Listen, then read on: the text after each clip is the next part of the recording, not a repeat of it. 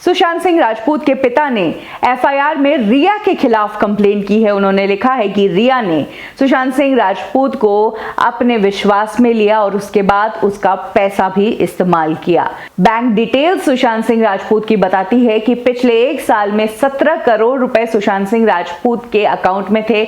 उसमें से 15 करोड़ रुपए अलग अलग अकाउंट्स में ट्रांसफर किए गए। इन अकाउंट से सुशांत सिंह राजपूत का पर्सनल लेवल पर कोई रिलेशन नहीं है। और अब एक और चीज सामने आई है कि सुशांत सिंह राजपूत की कंपनी में जहां रिया चक्रवर्ती और उनके भाई शौविक चक्रवर्ती इस कंपनी के डायरेक्टर्स थे, वहीं इस कंपनी की जो प्रॉपर्टी थी वो सुशांत सिंह राजपूत के नाम पर नहीं थी, बल्कि वो प्रॉपर्टी नाम पर थी रिया चक्रवर्ती के फादर इंद्रजीत चक्रवर्ती पर।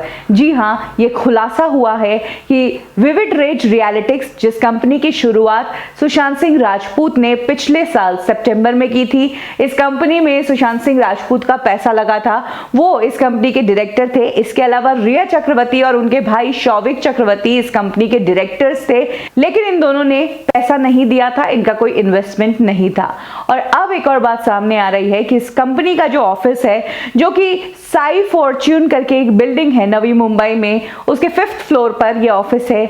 और ये ऑफिस की जो प्रॉपर्टी है वो रिया के फादर के नाम पर है, इंद्रजीत चक्रवर्ती के नाम पर। सिर्फ कंपनी की डायरेक्टर या ऑफिस प्रॉपर्टी ही नहीं, बल्कि पुलिस इन्वेस्टिगेशन में भी ये बात खुलकर सामने आ गई है कि पिछले एक साल से रिया चक्रवर्ती सुशांत सिंह राजपूत के खर्चों पर ही मुंबई में रह रही थी। उन्हीं के क्रेडिट और डेबिट कार्ड से रिया चक्रवर्ती महंगी महंगी शॉपिंग कर रही थी।